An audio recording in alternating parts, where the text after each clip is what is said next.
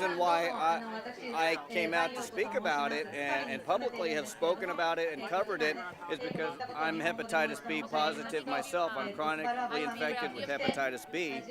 I contracted it from my mother as a baby through the womb, and many people have contracted it that way, and didn't know about it until I was older in my 20s. By that time, I had already had 2 bouts, and it had inflamed my liver, and I was chronically infected, and I could have done something about it had I known, but I didn't know about it. And now there are ways to find out if you have it. It's this easy screening test, and if you know about it, you can take medicine to save your life. But if you don't know you have it, odds are you will contract liver cancer.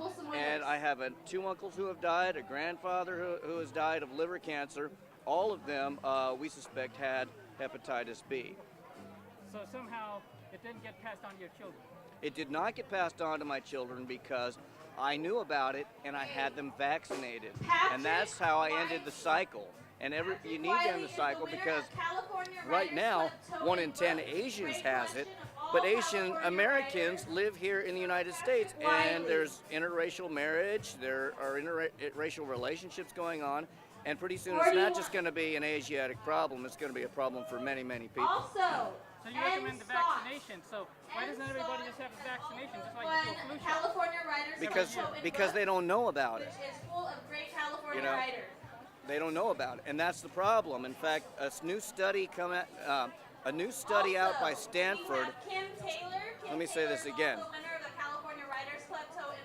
A new study out by Stanford revealed that many doctors lack knowledge about hepatitis B, and many of them didn't even know what to check off on the blood screening lab sheet to screen for hepatitis B. That's scary.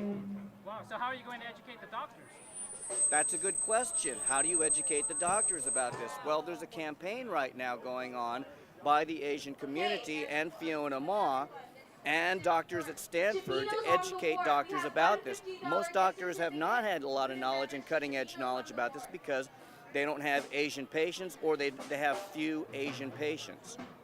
Are you able to do through KGL educational outreach? I have. In fact, that was a situation. I was concerned that, well, maybe my station might not want me to go public with this knowledge, but they were very supportive. They said yes, and they stood behind me. They're sponsoring this event.